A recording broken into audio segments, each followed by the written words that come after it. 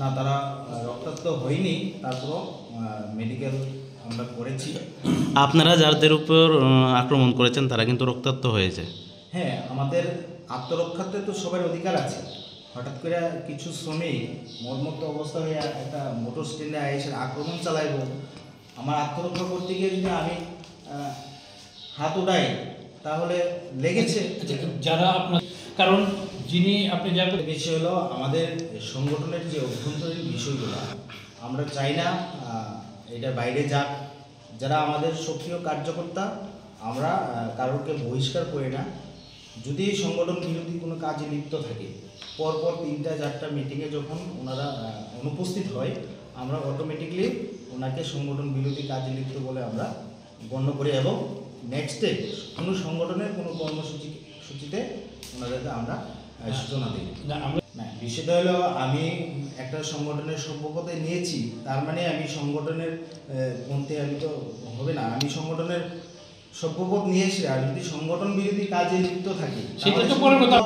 ওনাদের থাকতেও পারে বিগত দিনের, নতুন আমাদের মেম্বারশিপ এখনো চালু হয়নি, বিগত দিনের সভ্যপদ হয়তো ওনাদের কাছে আছে, কিন্তু ওনারা প্রতিনিয়ত সংগঠন বিরোধী কাজে লিপ্ত আছে। আপনারা অবশ্যই জানেন, বিভিন্ন সময় দেখবেন। এবং আমাদের ধলাই জেলা কমিটি 2024 নভেম্বরে গঠন হওয়ার আগে সন্তোষ সহ চলেন সহ কিছু ব্যক্তি আমবাসা মোটর স্ট্যান্ডের দায়িত্বে ছিল। আমরা দায়িত্ব পাওয়ার পর সেই ইলিগ্যাল কমিটিকে আমরা বাদ দিয়ে দিই। ঠিক আছে,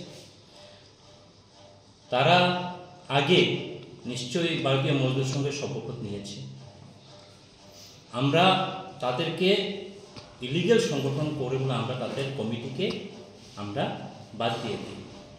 তাদের শপথ আছে, ঠিক আছে। সন্তোষ এখন কিন্তু বিএমএস এর কাজ করে না, সে করে অল ইন্ডিয়া ড্রাইভার কল্যাণ সংঘ নামে একটা সংগঠনে। রিসেন্টলি সে জয়েন করেছে ওই সংগঠনে, তার সাথে আমাদের সম্পর্ক নেই। মুদ্রা কথা আমি বলি, 2024 সালে যখন পূর্ব ত্রিপুরার বর্তমান সাংসদ কৃতি দেববর্মার এই এসডিএমএ যে প্রোগ্রাম ছিল নমিনেশন, ওই সময়ে প্রায় 1 লাখের মতো টাকা তার কাছে আমাদের ড্রাইভার শ্রমিক ভাইরা পাওয়ার কথা ছিল, কিন্তু পাইনি।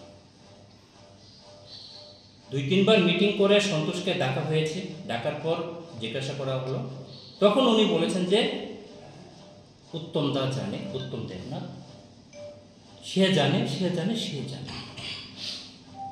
তারপর আমি উত্তমবাবুর সাথে কথা বলি, উত্তমবাবু বলেছে যে অলরেডি টাকা দেওয়া হয়েছে। ফাইনালি আমি 1.5-2 মাস আগে সভাপতি বিজেপি প্রতিরাম দার সাথে আমি ব্যক্তিগতভাবে কথা বলি। প্রতিরাম দা আমাকে বলেছে যে ওই সময়ের সমস্ত বিল দেওয়া হয়েছে। তো সন্তোষকে বারবার টাকা, শ্রমিকদের টাকা দেওয়ার জন্য বলা হয়েছে, কিন্তু রেসপন্স নেই।